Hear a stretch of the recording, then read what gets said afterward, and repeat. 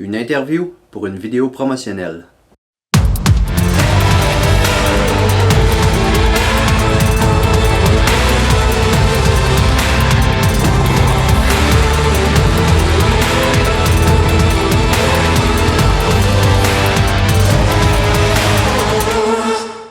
Bonjour à tous, j'espère que vous allez bien. J'ai eu la chance dernièrement de me faire interviewer par Alex de Filmmaker on the Go, une formation très intéressante qui m'a permis beaucoup d'évoluer dans le métier. Sur cette interview, il m'a posé beaucoup de questions sur une vidéo que j'avais produite pour une entreprise de chez nous. Comment que je me suis pris, le temps que ça l'a pris. Plusieurs questions en fait, une entrevue très intéressante. Sur ça, je vais vous laisser le plaisir de faire le visionnement. Puis si vous aimez la vidéo, n'hésitez pas à faire un like, abonnez-vous. Puis dites-moi dans les commentaires ce que vous pensez de l'interview. Si jamais vous n'avez pas vu la vidéo, cliquez sur le lien dans la description et je vous la laisserai aussi dans les commentaires. Puis dites-moi ce que vous en pensez. Sur ce, je vous dis bon visionnement et à très bientôt. All right. Hello people, comment ça va? Bienvenue à ce live FOTG. Très content de vous retrouver en direct aujourd'hui pour une petite session live avec un membre FOTG, Eric. Salut Eric. Salut Alex. Ça va mon ami? Yes, très content que tu sois là. Eric, qui est membre FOTG depuis quand même un petit bout. Là, je pense que c'était 2020? 2019-2020. Début, ouais. En tout cas, quelque chose comme ça. Là. Fait que ça fait quand même un bon 6-7 ans que tu es membre FOTG. Et Eric, la raison pour que je t'ai invité aujourd'hui, c'est parce que tu es la personne qui a gagné le plus récent concours FOTG. Puis je me suis dit que ça serait le fun de discuter avec toi et parler de cette vidéo-là, de parler aussi peut-être d'un peu l'aspect coulisses, là, genre comment tu es allé chercher ce contrat-là, c'est qui le client, si tu es à l'aise de nous partager un petit peu combien tu as facturé ou c'était quoi les livrables, est-ce que c'était vidéo seulement, est-ce qu'il y avait de la photo, juste pour donner une petite idée aux gens, éclairer un petit peu c'était quoi ce projet-là.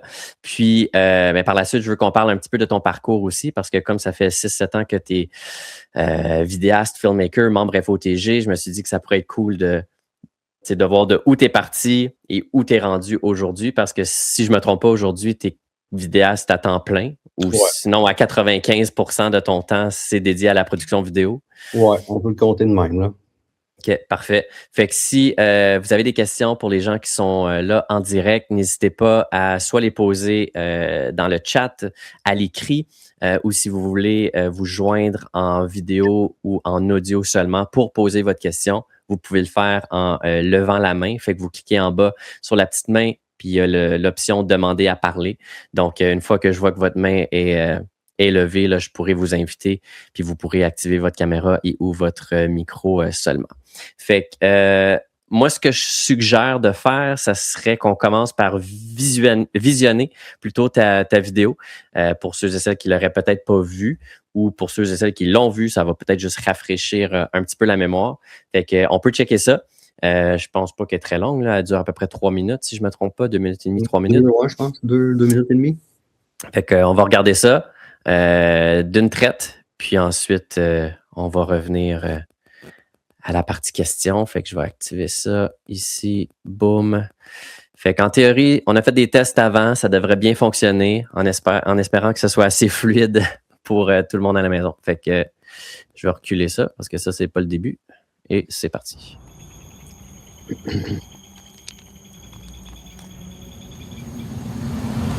Tout commence par une ligne. Une voie tracée avec précision. Un chemin qui relie, connecte et propulse. Chez Logibel, cette ligne n'est pas qu'une simple infrastructure, c'est notre signature, notre ADN, notre promesse de fluidité et d'excellence logistique. Là où d'autres transportent, nous orchestrons. Véritable chef de gare de la logistique multimodale, nous synchronisons chaque mouvement avec rigueur et anticipation. Parce qu'au cœur de notre écosystème, les rails ne sont pas qu'une alternative. Ils sont la colonne vertébrale de notre modèle. Grâce à nos infrastructures ferroviaires intégrées, un atout rare dans l'industrie, nous acheminons les marchandises avec une précision inégalée et une efficacité sans compromis. Mais chez Logibel, la logistique va au-delà des itinéraires et des horaires. Elle repose sur l'écoute, la persévérance et des relations de confiance.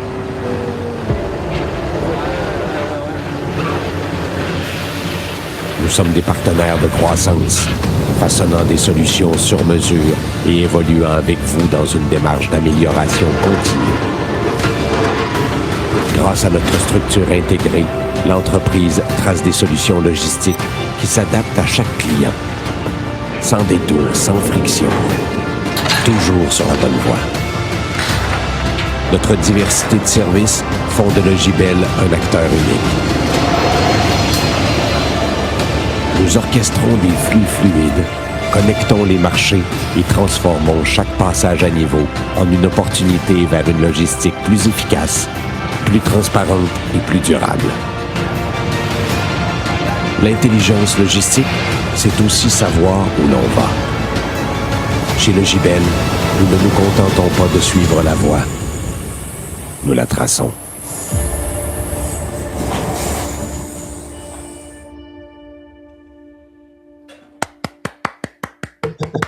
Tu dois quand même être tanné de l'avoir. Oui, non, avouez que je suis fier de ce niveau-là. Ça fait, on dirait que je sais pas. Fait que t'es pas trop tanné encore, dans le fond. Non. OK. Ben écoute, commençons avec le commencement. Ben premièrement, félicitations. Là, c'est une super bonne vidéo. Je me souviens que tu l'avais partagé là, en 2025 dans le groupe FOTG sur Facebook, justement. Puis je me souviens de l'avoir vu, puis je me souviens aussi de toutes les réactions que tu avais eues au partage initial. Là. Fait que c'est cool que tu l'aies soumis dans ce concours-là.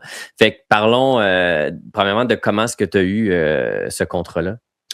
Là, j'en ma voix. Tu peux enlever. Attends une minute. 1, 2. OK, parfait. Ben c'est ça, en fait, tu sais, moi, on est quand même dans une petite région ici, puis je connais quand même beaucoup de gens, fait que beaucoup, tu sais, vont voir mes réalisations que je mets sur Facebook, sur ma page, j'essaie de partager le maximum de possible. Puis là, ben, cette entreprise-là voulait refaire un peu toute sa plateforme web, photos, vidéos. Il voulait faire plusieurs petites vidéos, exemple pour la livraison de bois, de fer, puis après ça, une vidéo plus conforme, dont celle-là, pour expliquer un petit peu plus peut-être qu'est-ce qu'ils font.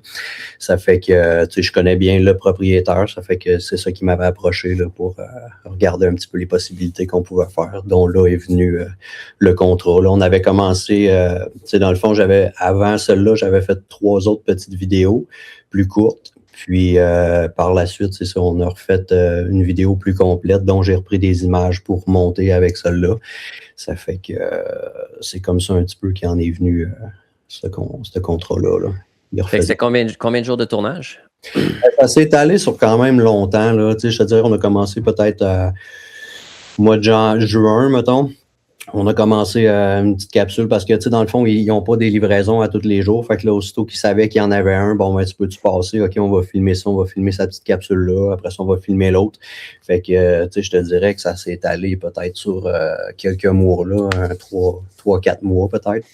OK. Puis des genres de demi-journée ou des journées complètes de tournage comme ici? Quand que je me suis rendu à Saint-Lambert, ça a été une journée complète. C'est quand même à 2 heures de chez nous. Puis c'est là où est-ce qu'il y avait le plus de B-roll de prix. Fait que j'ai pris la journée complète. Après ça, les autres petites capsules, là, ça a été un 3 heures. Là, tu sais, mettons un avant-midi, 3 avant-midi peut-être. Là. Fait que quand tu as fait les petites capsules, est-ce que c'était déjà dans le plan que vous alliez par la suite faire une grosse vidéo plus promotionnelle? Oui, on avait parlé parce que je leur avais proposé aussi parce qu'au début, ils me demandaient juste des petites capsules pour montrer un petit peu le transport qu'ils faisaient puis qu'est-ce qu'ils recevaient comme matériel. Puis là, après, je leur ai dit que tant qu'à faire des petites capsules comme ça, puis vu qu'ils refaisaient toutes leurs marques, même leur logo, puis ces choses comme ça, ça pourrait être bien une vidéo que le monde sache puis qu'on parle un petit peu de ce que c'est, peut-être pour être un petit peu plus explicatif que juste en image. Parce que je trouve, moi, qu'une vidéo avec une voix off, c'est beaucoup plus, pas représentatif, mais plus explicatif peut-être. Tu sais, tu es capable d'en dire un petit peu plus avec les images aussi. Fait que je leur avais proposé ça, puis ils avaient bien aimé le concept. Fait que j'ai beaucoup comme travaillé en collaboration avec une employée là-bas, là, tu sais, qui était au courant de tout. Parce que souvent, les grands boss, ils ont plus ou moins le temps de s'occuper de ça. Fait que c'est là on a pu collaborer ensemble, puis qu'est-ce qu'elle voulait avoir, puis j'apportais mes points, puis elle me donnait ses points. Fait que on est venu à bout d'un résultat complet. Là. Fait que la voix, justement, tout ce qui est narration, est-ce que c'est eux qui ont écrit le texte ou c'était une collaboration? Ouais. Non, le texte, c'est elle, dans le fond, qui l'avait écrit, puis nous, on a engagé une firme pour faire la voix off. OK. Fait que c'est ça. Je me posais la question si c'était de l'intelligence artificielle ou si c'était vraiment quelqu'un qui. Je l'ai essayé l'intelligence artificielle, mais je trouve que parfois, c'est très bien, sauf que parfois, il y a des mots ou certaines affaires que ça fait un petit peu robotique. Puis là, ils ne voulaient pas ça. Fait qu'on s'est informé avec une firme, voir les coûts, puis qu'est-ce qu'il en était. Puis on dit, regarde, on y va de l'avant avec ça. Là. Tant qu'à faire de quoi, on va le faire comme il faut. Puis, Est-ce que tu te souviens combien ça coûtait pour faire la voix hors champ? C'était 500$, puis c'est bon comme pour 2 ans que tu peux la publier. Après, si tu veux avoir un surplus, ben, tu repayes un X montant là, pour. Mais tu sais, comme je parlais avec la fille, là, dans le fond, au bout de 2 ans, souvent l'entreprise va avoir changé. Fait que tu vas soit refaire une nouvelle vidéo. Il y a du nouveau souvent dans une entreprise. Là. Je peux le voir, au bout de 2 ans, j'ai eu beaucoup de changements. Là, donc, j'imagine dans les grosses entreprises, c'est similaire aussi. Là. Ouais, puis tu sais, ça, juste une parenthèse pour tous ceux et celles qui pensent travailler avec des gens, des artistes de voix comme ça, là. 500, c'est pas mal dans le average, là, ce que je dirais dans la moyenne.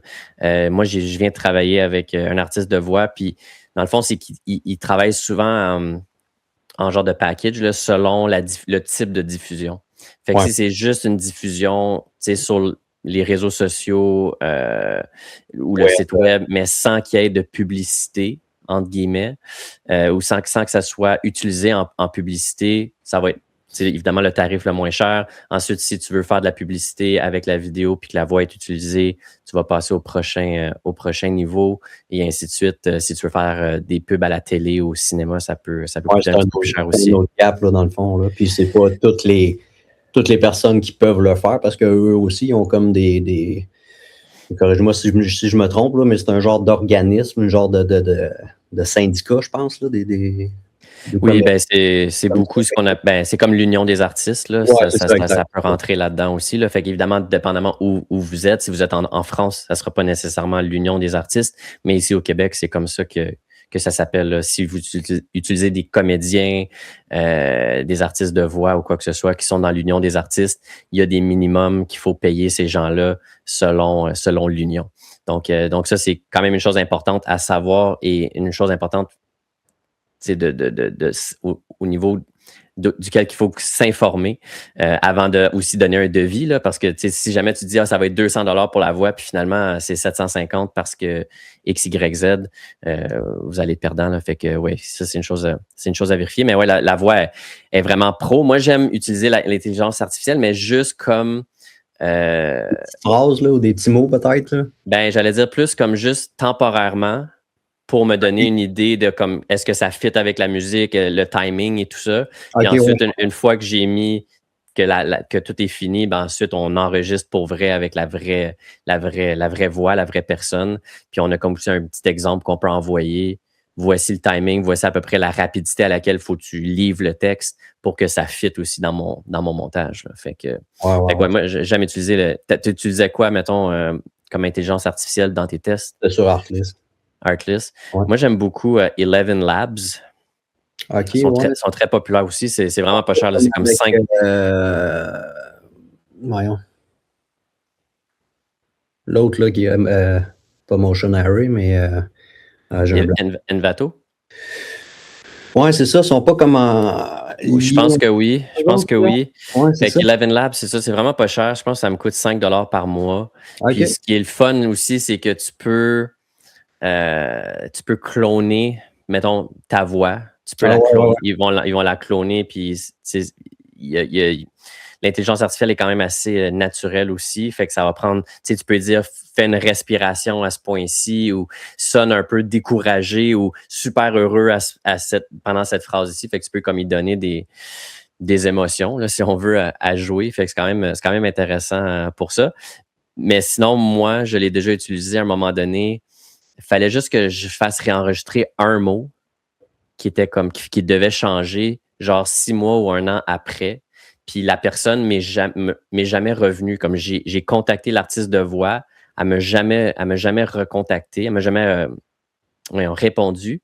Fait que j'ai pris sa voix, je l'ai clonée dans l'intelligence artificielle, puis j'étais allé chercher juste le mot que j'avais besoin, puis je l'ai inséré dans la piste originale. T'sais, évidemment, je ne ferais pas ça pour un texte au complet, là, parce que évidemment, il y a des droits d'auteur, puis c'est pas éthique. Là. Mais pour un mot. As-tu le droit de faire ça? Ben écoute, moi j'ai envoyé un message aussi pour l'avertir. Là. Puis finalement, il m'est revenu après, comme 3 mois après, il dit excuse, je viens de voir ton courriel, oui, c'est correct, il n'y a pas de problème, désolé, je t'ai pas revenu. Mais oui, il faut que tu demandes la permission, évidemment. Là. Mais bon, pour un mot, en tout cas, moi, est-ce que la personne remarquerait? Probablement pas. Là. Tu ne vas pas dire une connerie non plus. Là. Bref, il y a une petite question aussi de Stéphanie. Est-ce que le sound design est fait avec de l'IA ou fait en post-prod avec du... est-ce que le sound effect est fait avec de l'IA ou en post-prod avec du sound design? Non, ben en fait, mon sound effect, moi, peu importe, dans toutes mes vidéos, de un, je me sers beaucoup du son original. J'essaie d'avoir un bon micro. Ben, j'ai quand même un bon micro sur ma caméra, donc j'utilise beaucoup ce son-là. Puis par la suite, je vais chercher des sound effects, là, déjà, exemple, sur Artlist. Là. Mais l'IA, je m'en sers pratiquement jamais. Là. Il y a mon dernier tournage que j'ai fait, là, que j'avais posé la question sur FOTG là, pour essayer, parce que je voulais essayer de faire un effet. Là. Mais finalement, ça n'a jamais fonctionné. Mais c'est la seule fois où est-ce que j'ai essayé de l'utiliser. Sinon, je m'en sers pas encore, mais je vois beaucoup de choses sur Internet là, qui se font avec ça, sans faire une vidéo complète, là, mais des fois un effet ou rajouter quelque chose. Là. Fait que j'aimerais bien éventuellement peut-être essayer de l'intégrer un petit peu sans trop, là, parce que bref, je trouve que ça trop d'IA, c'est trop plus toi-même. Là. Il y a une application que j'aime beaucoup utiliser pour le sound design. Je ne sais pas si vous en avez déjà entendu parler. Ça s'appelle Soundly. Je vais l'écrire là, dans le chat. Puis dans le fond, ce qui est le fun, c'est que c'est une bibliothèque. Tu as une option gratuite puis une option payante. Puis dans le fond, tu fais ta recherche. C'est comme une application sur ton ordi. Là. Fait que tu rouvres l'application Soundly. Tu as la banque au complet qui est connectée à leur cloud. Tu fais ta recherche, puis dès que tu trouves, mettons, un sound effect que tu aimes, tu peux, dans l'application, juste aller, par exemple, surligner la partie du sound effect que tu veux garder, si tu veux juste garder une section, par exemple. Puis tu peux directement faire un drag and drop dans ta timeline de montage. C'est-tu comme Crosta Studio, quelque chose comme ça? Je sais pas, j'ai jamais utilisé celle-là, mais si ça sonne comme ça me semble vraiment la même chose. C'est un genre de plugin que tu installes avec le programme, puis c'est ça, tu vas sélectionner ton son, puis tu peux faire directement tes effets dans tes modifications, puis après tu l'importes. Ouais, fait que ça, je trouve que ça sauve beaucoup de temps, là, quelque chose comme ça. Fait que si vous avez l'habitude de faire beaucoup de sound design, check comment tu l'as écrit dans le chat, Eric, l'autre que tu as mentionné. Comme ça, on pourra aller comparer par la suite. Il me semble que c'est le même qui s'écrit. Là. Crosta Studio. Parfait. Ben écoute, est-ce qu'on peut parler un petit peu de budget? Tu sais, comme tu te souviens-tu à peu près combien tu avais facturé pour ça? Est-ce que tu es rentré dans tes temps ou est-ce que tu as mis plus de temps que tu avais anticipé? Parce que c'est toujours ça qui est difficile dans des gros projets comme ça, c'est faut que tu fasses une soumission, il faut que tu fasses un devis. Fait que c'est dur de. Non, pour être honnête, même pas. J'ai même pas fait de soumission. Au début, je leur ai demandé, avez-vous un budget, puis tout. Puis eux autres, c'était comme, non, faut refaire qu'est-ce qu'on a de besoin, puis sinon, ben, on débloquera ou on essaiera de trouver. Fait que je l'ai comme fait plus à l'heure, dans le fond. Là. J'ai dit, on va être autant rentable les deux, puis surtout à Mégantic, des fois, des gros contrats, ben, je suis honnête avec le client, je dis, regarde, on va jouer à l'heure, fait que comme ça, on va être équitable. Moi, je serai pas dans le trou, vous autres, vous serez pas dans le trou, fait que on le fait, dans le fond, je l'ai fait à l'heure. Puis, j'avais des photos corporatives aussi au travers à faire. Puis, dans le fond, en même temps que je faisais mon tournage, mes B-roll, ben, je prenais des photos au travers qu'eux pouvaient mettre aussi sur leur site. Là. Fait que j'avais comme énormément de matériel. Là. Ça fait que je le faisais comme tout à l'heure. Puis, temps de la photo, exemple. Là. Ça fait que... Mais, je te dirais que je suis revenu... je me rappelle pas le chiffre exact, là, parce que j'ai comme eu plusieurs factures. Mais je te dirais peut-être aux alentours de 5 000. Là. 5 ou 7? 7. 7, OK. Ouais. Puis Ouais, fait que là, toi, tu chargeais à l'heure. Toi, fait que dans le fond, tu charges combien de l'heure actuellement dans tes tarifs? Au tournage, je charge 125, puis au montage, 75. OK. Puis ça, ton tournage, est-ce que ça inclut le 125? Est-ce que ça inclut ton matériel ou c'est juste la main-d'œuvre? Le matériel. Ça inclut le matériel aussi? Le matériel aussi avec, là, mis à part le déplacement, là, comme là, quand on montrait à Saint-Lambert, là, je chargeais du déplacement en plus. Là, ça fait que... OK. Ouais, je pense que c'est ça. Moi, ce que j'ai fait, comment je travaille maintenant, c'est que dans le fond, j'ai comme une liste. Je me suis fait un spreadsheet dans Excel. J'ai listé tout mon matériel que j'ai. Après ça, je suis allé sur un site comme Vistec. Vistec, qui est un magasin audiovisuel en Ontario, puis dans l'Ouest canadien. Puis eux, ils font de la location, justement. Fait que, tu sais, moi, je peux aller voir, OK, mettons une FX3 ou une A7S3, combien ils chargent par jour, c'est quoi leur tarif d'une semaine et tout ça. Fait que moi, j'ai écrit ça, mettons, dans mon tableau. Fait que là, quand j'ai un client qui m'approche pour un contrat, moi, je sais exactement quel matériel je vais avoir besoin pour le contrat. Fait que là, je vais dans ma liste. Je dis, OK, c'est juste une journée de tournage. Fait que si je devais louer tout le matériel que j'ai de besoin, ça serait ça, plus ça, plus ça, plus ça, plus ça. Ah, l'idée.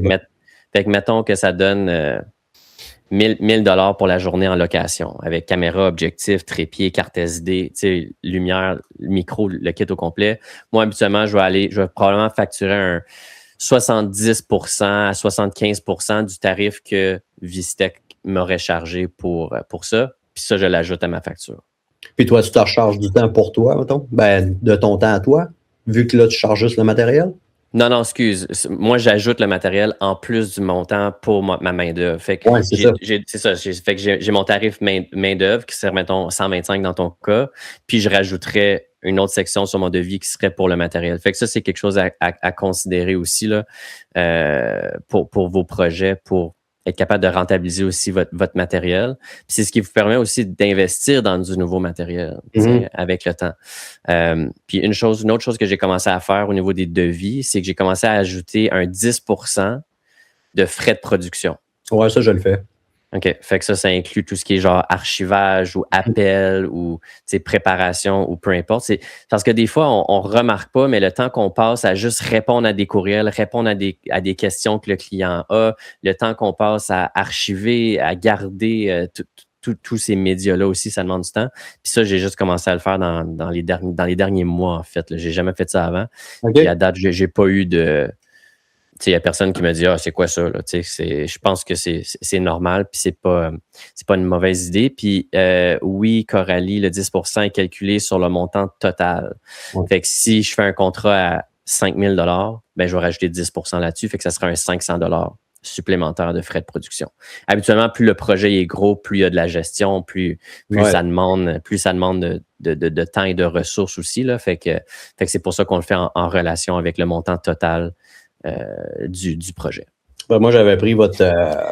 je ne me rappelle pas combien facturé là, sur le... Dans le fond, c'est ça, il y avait un 10%, mais tu sais, moi, j'ai rechangé quelques affaires. Là. Exemple, pour la musique, j'ai mis ça coûte tant au départ, après ça, le drone, ça coûte tant. Puis là, après, je fais juste rajouter, combien d'heures ça peut me prendre pour ça. Fait qu'au final, ça me donne avec le 10%. Fait que ça doit être le prix total, exemple, pour la soumission quand j'envoie. Là, exemple, ça va vous coûter tant. Là.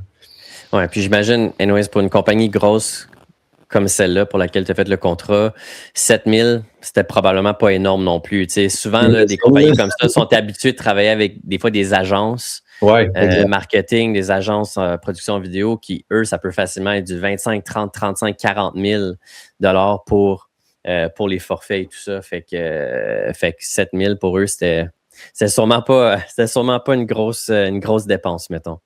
Mais tant mieux pour toi si toi, t'es rentré dans ton argent aussi puis dans ton temps aussi, là, parce que c'est ça qui est difficile dans des gros projets. Des fois, c'est de dire, bon, est-ce que je charge assez? Est-ce que je charge pas assez? Ouais, toujours la question. Toujours. C'est toujours la question. Mais plus on en fait aussi, plus on au début, je vais t'avouer, je me la posais encore plus parce que là, tu sais, t'as encore moins d'expérience. Là, tu te dis, bon, c'est-tu trop? Je vais-tu me faire prendre? Je vais-tu pas me faire prendre? Tu sais, oui, au début... tu le disais souvent aussi dans tes formations, là, quand tu commences puis tu veux bâtir ton portfolio, tu peux pas charger le prix total un énorme prix dans le sens, tu vas y aller un peu plus avec ta juste valeur. Puis, tu sais, à force d'augmenter puis d'augmenter, bon, ben là, tu prends de l'expérience. Il y a ci, il y a ça. Aujourd'hui, quand je fais une soumission, ben, je charge le prix. Moi, je garde, c'est ça que ça va coûter. Puis, malheureusement, si je ne l'ai pas, ben, je ne l'ai pas. Oui, puis ça, c'est exactement ça que je voulais rajouter. C'est qu'à un moment donné, tu sais, à un moment donné, tu arrives à un point que tu te dis, ben, si je l'ai, good. Puis si je l'ai pas, ben, too bad. Je veux dire, mon prix, c'est mon prix. Tu sais. Faut que tu gardes ton pied ferme parce qu'à un moment donné, tu vas avoir des clients qui ont payé ce prix-là. Fait que tu peux pas juste donner un deal à un autre parce qu'il n'est pas prêt à payer ce budget-là. Tu sais, dans ce cas-là, c'est juste pas un client pour toi. Puis ça se trouve qu'il va revenir vers toi plus tard de toute façon parce que peut-être qu'il n'aura pas été satisfait avec le vidéaste qui a chargé moins cher, mais finalement qui a fait peut-être une moins bonne job. Exact. Est-ce que toi, tu avais des dépenses dans cette vidéo-là? Comme t'as-tu fait faire un mix audio ou est-ce que tu l'as fait toi-même? Non, à part mon gaz, je pense que je te dirais que j'ai pas eu tant de dépenses. Là. C'est assez rare, pour être honnête, que j'ai des dépenses. Là. J'essaie de le faire le plus possible. Là. Si j'ai pas le choix, je vais faire les choses. Là. Mais sinon, je te dirais que j'essaie de tout faire par moi-même. Là. T'es un one-man band. Ouais. Ouais. Moi, je conseille toujours d'ajouter du mix audio à son devis puis de faire un mix audio par un ingénieur du son. Même moi qui ai quand même pas mal d'expérience là-dedans, c'est jamais aussi bon que quand, mettons, David, il fait mon mix. C'est ça, je suis d'accord. Fait que, tu sais, moi, si j'avais quelque chose à te suggérer pour le futur, ça serait d'essayer de toujours le budgéter puis de travailler avec un ingénieur du son. Je trouve quand même que le son, il était bon là, dans ta vidéo. Je dis pas qu'il était pas bon. À quelques moments, je trouvais que la musique était peut-être un petit peu forte en relation avec la voix hors champ, mais la voix hors champ s'entendait quand même super bien. Mais je pense que tu aurais quand même vu une différence globale dans le mix. Là. Fait que pour ceux et celles qui écoutent, qui commencent, qui sont peut-être plus avancés, que vous n'avez pas l'habitude de travailler avec un ingénieur du son, moi, je pense que c'est une des premières choses que vous devriez déléguer, c'est le mix audio de vos productions vidéo. Fait que c'est simple, vous faites juste ajouter X montant pour la capsule.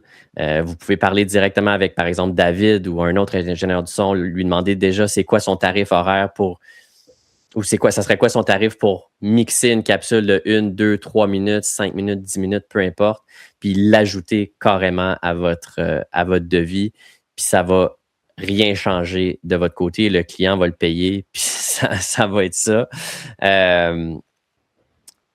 Puis en plus, moi, je rajoute toujours même des fois un 10% de plus sur ce montant-là, juste pour mon temps de gestion aussi, les échanges que je vais faire avec le temps d'exporter mon OMF, l'envoyer à David, par exemple, le temps qu'il me le renvoie, que j'écoute, que j'envoie mes demandes de correction, il y a quand même du temps inclus. Là.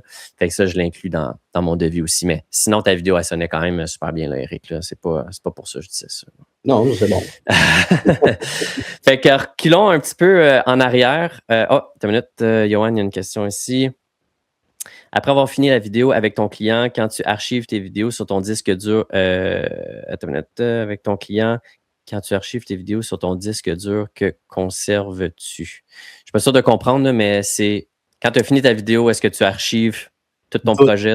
Ouais, je mets tout ce qui est sound effect, toutes les B-roll que j'ai. En tout cas, je garde tout.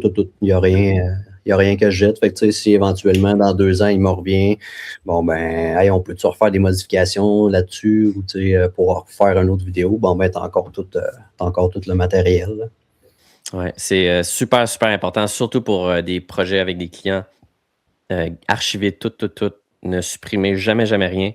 Moi, ça m'est arrivé souvent que des clients m'ont revenu plusieurs années après dire « Ah, on aimerait ça remonter une petite vidéo avec ces images-là. » Ou même pour moi, personnellement, si je veux me faire un showreel ou un démo ou quoi que ce soit, c'est facile d'aller retrouver le piétage original de différents projets puis ensuite utiliser ça dans la vidéo. Fait que, avec le temps, c'est sûr que ça coûte cher en storage. C'est pourquoi que là, je suggère d'ajouter des 10% de frais de production. Ça vient couvrir ces dépenses-là. Toi, en ce moment, tu travailles avec quoi? Juste des gros disques durs? As-tu un NAS? J'ai un NAS, ouais.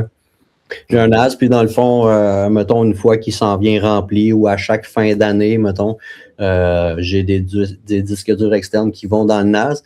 mais je m'en sers comme backup. Exemple, je copie tout ce que j'ai sur mon NAS sur ce disque-là, puis je le recopie sur un autre disque dur que je laisse chez ma mère. Fait que s'il arrive quelque chose chez nous, ben j'ai un backup ailleurs. Ouais, c'est bon. Ça c'est faut jamais être trop prudent là, parce qu'on sait jamais qu'est-ce qui peut arriver là. Une bad luck, c'est une bad luck. Que ce soit juste un disque qui pète ou ben toi t'es pompier là, le feu, une inondation ou peu importe. Ouais, c'est jamais mauvais d'avoir trop de backup là. On finit que ça coûte cher, mais au moins tu l'as. Tu sais, justement, là où je voulais en venir, j'ai un client qui il me revient toujours à chaque année pour une nouvelle vidéo. Puis, exemple, cette année, je dis, tu sais, on n'a pas pris ça ou ce shot-là. Ben, j'ai dit, au pire, on peut reprendre dans les autres années, on en avait pris. Exemple, c'était avec une grue. Là. Fait que, tu sais, j'ai dit, au pire, on peut reprendre rien qu'une petite shot comme de quoi qu'on voit une grue ou quelque chose. Fait que, tu sais, je l'ai dans mon disque dur. Finalement, on l'a pas pris, là, mais tu sais, j'aurais eu une shot de ça, là, vu que j'ai gardé mon matériel. Fait que, oui, selon moi, toujours garder tout, là, même mes photos, je garde tout. Si le client revient des années plus tard, est-ce qu'il faut le charger pour récupérer des images? Écoute, c'est une bonne question. C'est sûr que si ça demande de récupérer des images pour les insérer dans un montage ou remodifier le montage à partir avec d'autres images que tu avais filmées dans le passé, c'est sûr que oui. Tu factures pour ça parce que ça demande ton temps pour le faire.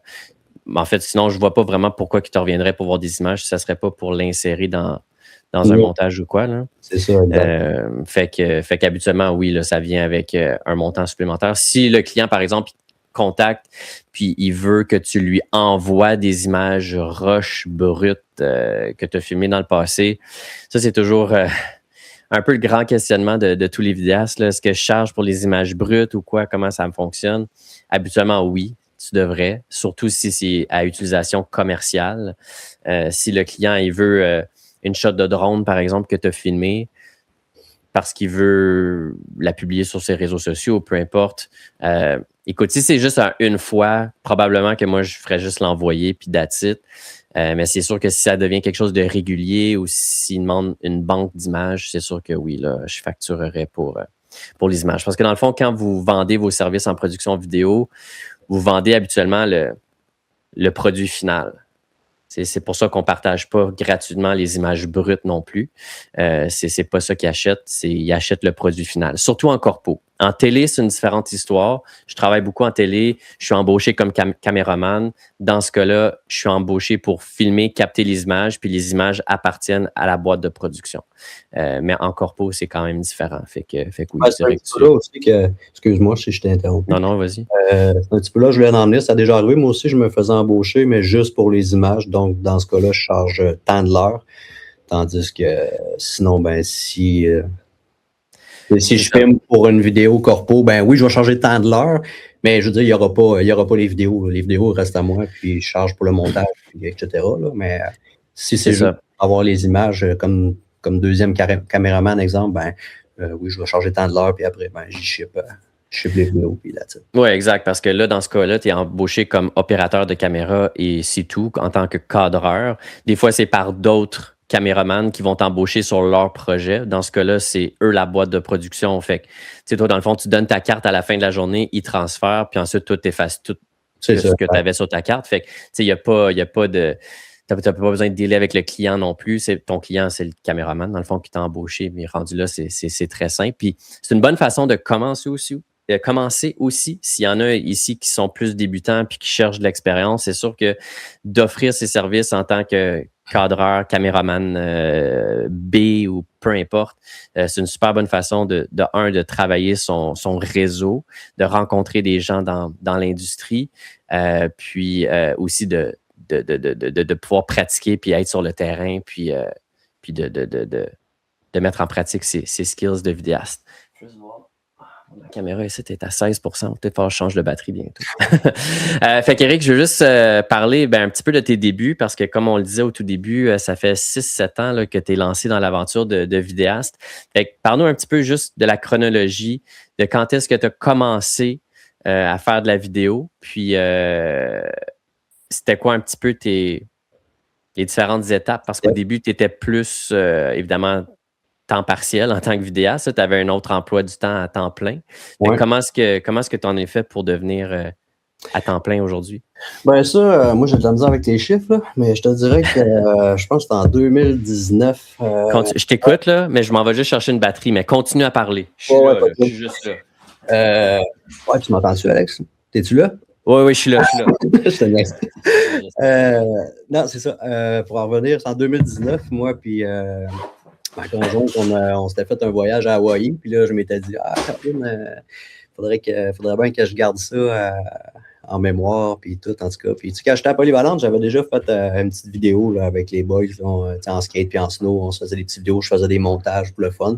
Puis, il y avait eu un petit concours à Polyvalente, en tout cas, puis j'avais gagné. Puis, bref, pour en venir en 2019, j'ai dû m'acheter une petite GoPro, tu sais, juste une petite caméra comme ça pour filmer des souvenirs, puis quoi que ce soit. Fait que là, on est venu un petit peu à ma passion. Puis, par la suite, j'ai vu FOTG passer sur le net. Puis, qu'est-ce que je fais? C'est ça. Finalement, je me suis inscrit. J'ai suivi toutes les techniques. Puis, en tout cas, là, on est venu un petit peu encore plus la passion de ça.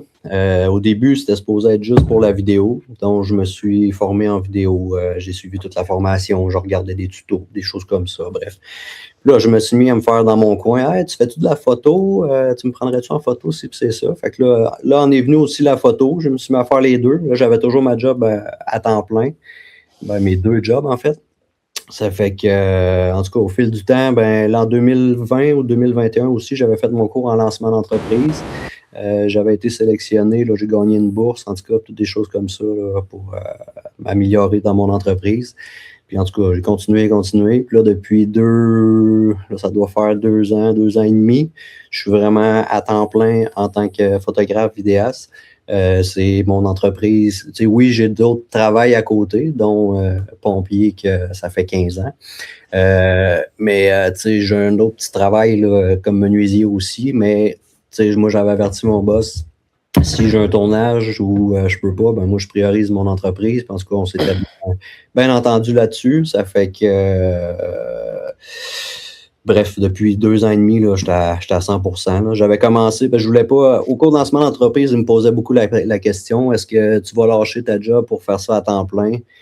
J'avais dans la tête que oui, mais surtout dans une petite ville comme chez nous, je voulais pas tout lâcher avec ma famille, ma maison, puis tout pour dire je me lance là-dedans, puis qu'au final, ça marche pas. Fait que j'étais un petit peu sur le break.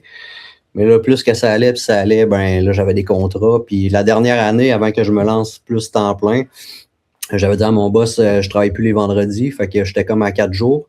Mais là, j'étais tellement débordé, là, je me levais à 4h, 5h le matin pour continuer à commencer mes contrats, puis je finissais en tout cas, bref, fait que là, la dernière année, j'ai dit à ma blonde, là, j'ai dit, je fais un choix. Fait que là, j'ai fait le choix de me lancer à temps plein. Mais là, encore, tu sais, présentement, si c'est plus tranquille ou j'ai moins de contrats, tu sais, je vais sur mon autre petit job, ça me fait faire d'autres choses. Fait que c'est pas mal un petit peu mon parcours par rapport à ça. Fait que tu dirais que c'était pas mal plus du bouche à oreille dans ce cas-là au début. Ouais, je te dirais que même encore aujourd'hui, tu sais, beaucoup, oui, je publie, là, j'ai un site internet, je publie sur des sites de mariage pour des contrats de mariage, des choses comme ça. Mais je te dirais que je pense que 90% de mes contrats, c'est tout du bouche à oreille. Surtout à Mégantic, tu sais, on est environ 6000 habitants. Puis, tu sais, je veux pas me vanter, mais je suis quand même connu parce que j'ai fait beaucoup de choses. Fait que, tu sais, le monde se parle. Hey, c'est qui a fait ta vidéo? Fait que là, il m'appelle. Hey, j'ai vu que tu avais fait une vidéo pour un tel. Hey, crime, c'est cool. Comment ça pourrait coûter? Fait que là, tu sais, beaucoup de bouche à oreille. Ou j'ai vu ta vidéo sur Internet. Tu sais, mais 90%, je pense que je te dirais que c'est du bouche à oreille. J'avoue que dans des petits villages, on se connaît tous ici. Communauté, tout le monde se connaît. Puis, c'est moins difficile qu'une grosse ville où, de un, il y a beaucoup plus de compétition aussi, il y a beaucoup plus de monde. Aussi, ouais. Y en a-tu d'autres vidéastes, photographes? Il y en a un des photographes, ça, il y en a énormément. Là.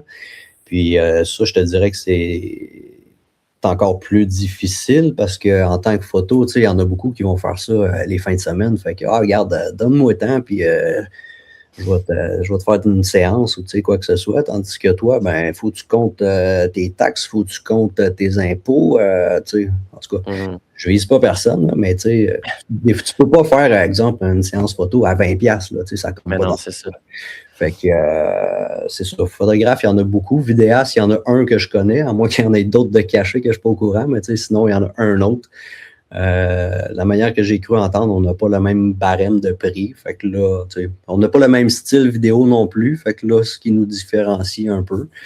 OK. Mais ça m'aide beaucoup aussi, en fait, d'être photographe vidéaste parce que là, comme l'entreprise de la vidéo qu'on a vue, il voulait photo et vidéo. Donc, j'ai pu lui offrir les deux. Alors que si j'aurais fait juste photo ou vidéo, il aurait fallu que j'embauche pour faire l'autre produit. Alors que là, j'ai pu lui offrir tout en un, dans le fond. Là. Puis l'autre vidéaste, c'est ça, tu n'as jamais collaboré avec lui sur aucun projet? Non. Non. C'est-tu quelque chose qui pourrait t'intéresser? Comme, mettons, qu'il t'appelle et qu'il dise « Ah, je cherche un cam B pour un tournage. » Oui, tu sais, oui, pour ça, oui, mais dire... comment je dirais ça? Pas s'associer ensemble, mais tu sais, oui. Non, pas s'associer. Non, c'est sûr que non.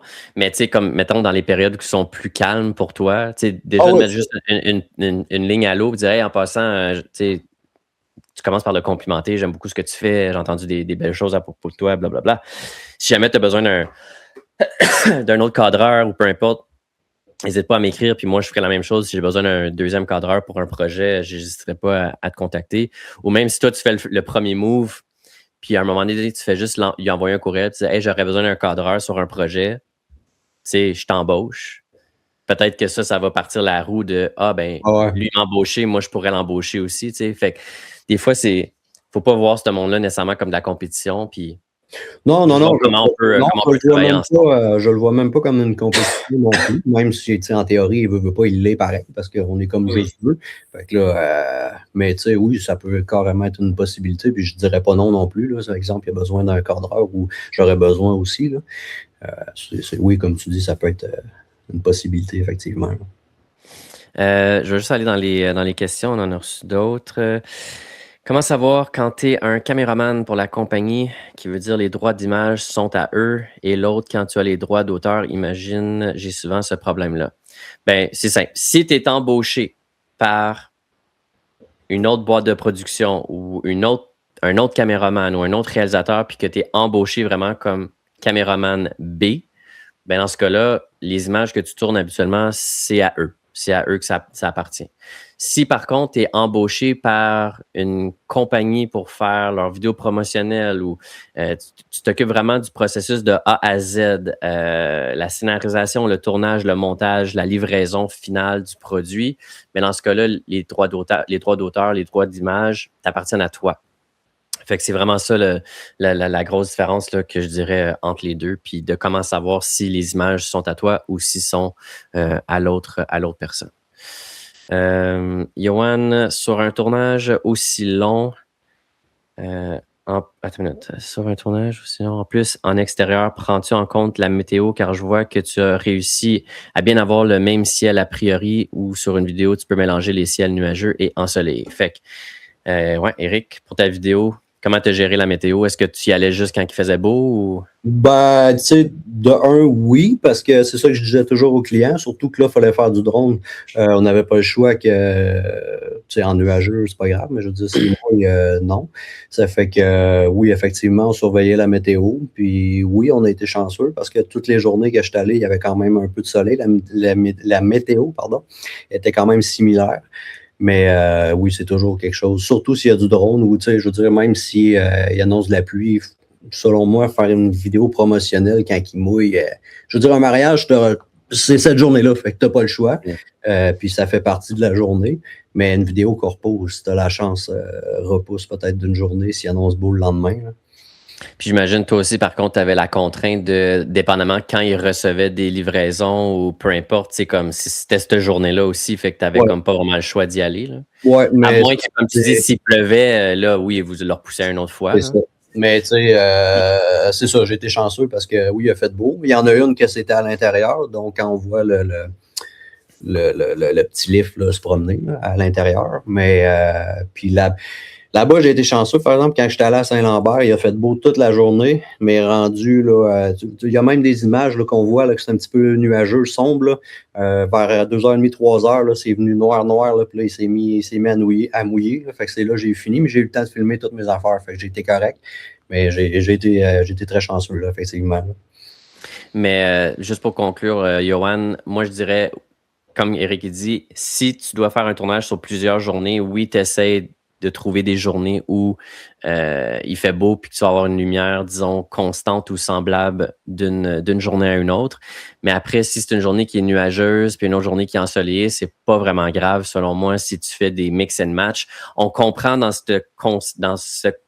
type de vidéo-là que, en tout cas, moi, j'avais l'impression que c'était sur plusieurs journées, là, puis c'était des moments ici puis là. J'avais pas nécessairement l'impression que c'était filmé tout en même temps. Fait que même s'il y avait eu des passages nuageux, mon cerveau aurait compris, c'est une différente journée, puis c'est tout mélangé ensemble, tu sais.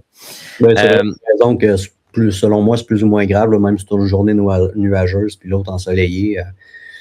C'est ça. Mais c'est sûr que si tu fais une vidéo où tu donnes l'impression que c'est tout dans le même laps de temps, mais c'est filmé sur plusieurs journées, c'est sûr que là, oui, il faut qu'il y ait une genre de continuité puis un raccord au niveau de la météo. Sinon, ça ne fonctionnera pas. Là.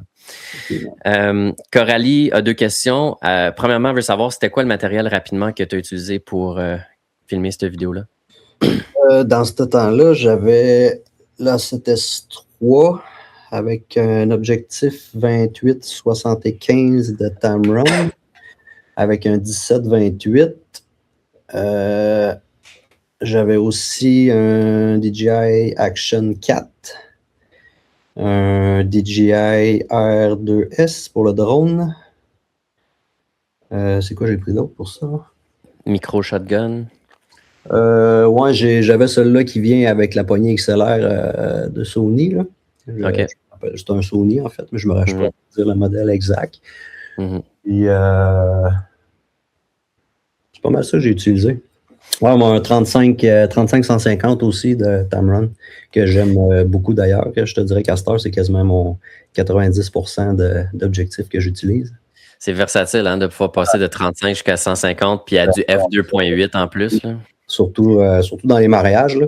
Corpo, tu es capable de jouer un peu plus, là, mais dans les mariages, là, tu peux avoir quand même assez grand. Puis là, si tu as d'affaires, tu t'avances un peu puis tu zoomes au max. Fait que tu es capable d'avoir un plan rapproché sans être trop dans la bulle de la personne. Là. Ça fait que non, j'adore cet objectif-là. Puis en termes d'heures de montage, tu sais à peu près, ou en termes de journée complète de montage, tu dirais? Eh boy, vite de même, je me rappelle pas, mais juste la vidéo longue, je dois avoir pas loin d'une 20aine d'heures, je pense. 20 d'heures, fait que disons 2 jours et demi à peu près là, de montage là, complet. Là. Plus après ça, les petites capsules que tu as faites. Est-ce que, mettons, tu as monté les petites capsules en premier, puis ensuite tu étais capable d'utiliser des sections déjà montées, des petites capsules dans ta vidéo finale?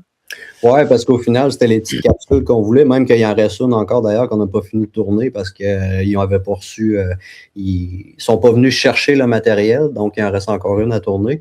Mais oui, on avait fait les petites capsules parce que c'était ça au départ qu'il y avait besoin. Puis là, par la suite, j'étais allé refilmer à Saint-Lambert, puis j'ai repris des petites prises de vue qu'on avait prises, exemple à l'intérieur ou ici à l'entreprise à Mégantic. Fait que j'ai remixé ça là, pour qu'ils voient dans le fond qu'il y a deux entrepôts. Là. OK.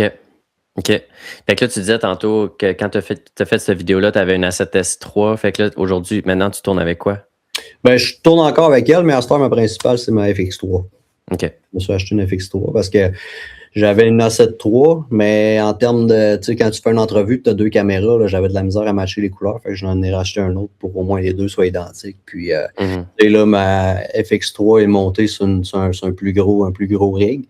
Fait que, tu sais, quand j'ai besoin d'avoir de quoi de plus léger ou de plus rapide, ben là, je prends juste ma A7S III avec un objectif. Puis ta niche, c'est quoi? On n'en a pas parlé, mais tu as parlé de corpo, tu as parlé de mariage. Est-ce que tu touches un petit peu à tout ou est-ce que tu focuses vraiment sur ces 2-là? Beaucoup d'entreprises puis de mariage, là, mais tu sais, je te dirais que dans le coin, ben, c'est un peu comme des fois j'explique à des gens, dans une petite région comme la mienne, faut que tu touches à tout, autant dans tous les métiers. Dans la construction, des fois, si tu vas te spécialiser juste dans l'exemple du système intérieur, ben, tu ne seras pas capable de vivre de ça parce que il n'y en a presque pas du système intérieur, dans le sens que tu es plus limité. Tandis qu'il y a quelqu'un qui va être général, bon, ben, il va faire de tout. Ça fait que, tu sais, je ne me limite pas à rien, mais ça donne que, je te dirais, peut-être 90%, c'est des entreprises, puis un petit 10% que c'est les mariages. Là. Mais aussi, ce qui arrive, c'est plus que tu fais d'un type de c'est vidéo, ben, c'est ça qui va attirer. Fait que probablement que demain ou cette année, si tu faisais 90% des mariages, ben l'année prochaine, ça va ressembler à ça aussi parce qu'ils vont tous te référer. C'est comme là, cet été, j'ai 4 mariages, je pense, 4 ou 5 de bouquets. Fait que, tu sais, là, ça va me redonner un barème de portfolio de mariage. Fait que, tu sais, là, peut-être l'année prochaine, je peux en avoir plus. Et malheureusement, moi, ce qui me bloque un petit peu, c'est que je suis comme central. Mégantic, c'est comme central versus Québec-Montréal. Fait que souvent, ce qui me bloque, c'est mon frais de déplacement. Tu sais, oui, je peux être dans les mêmes prix des vidéastes des autres, mais là, ils vont dire, ah ben là, à cause de ton déplacement, l'autre est moins cher, ça fait que je vais y aller avec l'autre. Ça fait que ouais. Moi, je suis un petit peu limité par rapport à ça. Ben, c'est ça revient un petit peu à ce qu'on disait tout à l'heure. Dans les grands centres, le point négatif, c'est que tu as plus de compétition, mais il y a peut-être plus d'opportunités. Ouais. Mais dans les petits centres, tu as moins de compétition, mais moins d'opportunités aussi. Fait que c'est sûr que je peux comprendre l'avantage d'être, mettons, à Québec ou à Montréal dans des situations comme ça, mais si au final, tu es capable de quand même aller chercher assez de clients par année pour subvenir à tes besoins au lac Mégantic, puis ceux et celles qui veulent vraiment travailler avec toi, ben ils vont le payer de toute façon, ton frais de déplacement. Là. C'est pas ça qui va les empêcher. Là. C'est ce que je me dis là, en même temps. Puis tu sais, je veux dire, il ne faut pas que tu... je sais pas si je le dis bien, mais dévalorises ton travail dans le sens que, je sais pas si tu charges, mettons, 2000$ pour un mariage. Puis là, ben là, moi, j'ai juste 1000$. Ah, ben, regarde, je vais te le faire à 1000$. Mais, tu sais, là, c'est comme tu rabaisses un petit peu ton travail. Là. Corrige-moi si je me trompe, là, dans un sens. Non, c'est ça. Non, t'as raison. Non, t'as amplement raison. Puis c'est pour ça que je disais, tu sais, au pire, tu perds ce contrat-là, puis c'est pas grave. Tu sais, je veux dire, à moins que tu es vraiment dans tes débuts, puis que tu n'as pas le choix d'accepter tout ce qui passe, puis à peu importe le prix. Mais sinon, quand tu es rendu à un point que ça fait 6-7 ans que tu fais ça, c'est sûr que tu mets tes barèmes, puis il faut que tu sticks à ça. Puis, tu sais aussi, c'est exemple, excuse-moi, y avait-tu... Ah non, j'allais juste lire ce qu'Anthony a écrit. Il a juste dit que c'est tellement des longues journées en plus, les mariages. Ouais, tout dépendant ce que les gens prennent comme forfait, là. Mais ouais, c'est extrêmement demandant. Des fois, tu n'as pas trop le temps de manger non plus. Ça a déjà arrivé l'année passée parce que souvent, je vais demander, exemple, si c'est une journée de 8 heures, ben, je demande un repas. Puis là, ben, j'avais comme pas eu mon repas. Fait que je peux te dire qu'à la fin de la journée, je commençais à manquer d'énergie. Puis quand il fait chaud, tout, là, bref. Mais pour en revenir au salaire, si on veut. Ouais. C'est que, si tu dis à la personne, bon, ben moi, ça coûte 2000 pour une journée. Puis là, tu dis au final, OK, je te le fais à 1000. Puis l'année d'après, son ami, hey, comment t'as payé pour un mariage? Ah, ben, il me l'a fait à 1000$. Puis là, ben là, pourquoi tu me charges 2000 si elle, tu l'as fait à 1000? Fait que tu as ces deux côtés-là aussi de la médaille, là, que, c'est un petit peu délicat, là. C'est ça. Parce que. Non, mais c'est ça, puis ça revient à ce que je dis. Si t'en as fait plein de contrats avant au bon prix, au bon prix, t'as pas le choix de continuer à ce prix-là parce que sinon, c'est pas fair pour les clients précédents ou ceux qui vont venir par la suite. Fait que faut faire attention. Exact. Bon, écoute, on arrive déjà à presque une heure de discussion. Est-ce qu'il y a d'autres choses que tu voudrais rajouter? S'il y a les gens qui sont là en live, veulent ouvrir la caméra, l'audio, poser leurs questions aussi en vidéo, n'hésitez pas. Vous n'avez même pas besoin de lever la main à ce point-ci. Faites juste vous connecter, puis joignez-vous à la discussion. On peut parler un autre petit 5 minutes là, à peu près là, si ça vous en dit, puis s'il y a assez de questions. Mais sinon, est-ce qu'il y a autre chose que toi, tu voudrais rajouter, Eric, soit sur la vidéo qu'on a présenté ou sur ton parcours, ou as-tu des tips, un conseil à donner à quelqu'un qui commence puis qui se lance à son compte? Bah, tu sais, je te dirais que, de un, ça a été vraiment le fun, cette petite interview-là, très, très intéressant. Bien content d'avoir pu faire ça avec toi. De deux, écoute, ce que j'aurais à dire, c'est que si vous vous lancez et vous pensez faire ça à temps plein, je pense que c'est juste de croire en soi et de jamais lâcher. Là. C'est un petit peu comme dans tout. Quand tu veux en venir à bout à quelque chose, ben c'est garde go puis je vais y arriver. Jamais baisser les bras. Oui, c'est pas facile peut-être des fois dans ce métier-là. Tu as des creux, tu as des ups, des fois tu as beaucoup de contrats, d'autres fois tu fais comme hey, tabarnouche, ok, là, t'as peu, là, j'ai plus rien. Puis je pense que je suis pas le seul non plus à qui que ça arrive, puis beaucoup n'en parlent.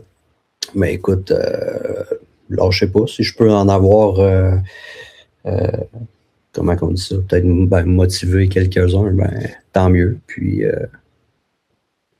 pas mal ça. Excellent. Excellent. Ben écoute, merci beaucoup, Éric, d'avoir pris ton temps aujourd'hui pour discuter avec moi. J'ai eu comme ce flash-là, 5 minutes avant que je t'écrive la semaine passée, là, quand je t'ai demandé si ça te tentait de faire une petite entrevue, je me suis dit, dans le fond, ça pourrait être cool de parler avec Éric. Puis en plus, Éric, t'es tellement impliqué dans le groupe depuis le début. Je veux te remercier, le nombre de fois que tu répondais à des questions aux autres membres, que tu donnais ton input et tout ça. C'est grâce à des personnes comme toi qui font en sorte que la communauté FOTG est aussi le fun puis bienveillante qu'elle est. Là. Fait que un gros merci pour tes années de participation dans la communauté FOTG. Puis c'est vraiment cool de suivre ton parcours aussi puis de voir ton évolution aussi là, à travers les années. Là. Ouais, ça me fait plaisir. Écoute, si je peux réussir à en aider quelques-uns ou donner mon point de vue, ça ne veut pas dire que c'est pas tout le temps nécessairement bon, mais je pense que chaque point de vue peut être bon d'une façon différente. Donc, c'est de ne pas hésiter des fois à donner son point de vue ou de dire peut-être sa façon de penser. Peut-être que ça peut être bon pour un puis pas bon pour l'autre. Ça fait que tant mieux. Ça me fait plaisir. Puis merci à vous autres aussi d'ailleurs. C'est un petit peu, oui, l'autre fois, tu disais que c'était pas grâce à FOTG que je suis rendu où je suis, mais il reste que ça m'a donné quand même une bonne base. Puis c'est un petit peu grâce à vous, pareil, que je suis rendu là aujourd'hui, dans le sens que c'est comme toutes vous autres qui me montrez un petit peu comment est-ce qu'une caméra marche. Hein. Ça fait que... Oui, ben c'est ça. Après ça, c'est nous, on donne l'information, puis après ça, c'est ce que vous en faites avec. Puis toi, clairement, tu as pris l'information, puis tu t'es mis à courir, puis tu as persévéré, puis tu n'as pas lâché. Fait que un gros bravo, puis un gros merci à tout le monde d'avoir été là. Merci pour vos questions. Ouais, merci, merci d'avoir voté pour la vidéo.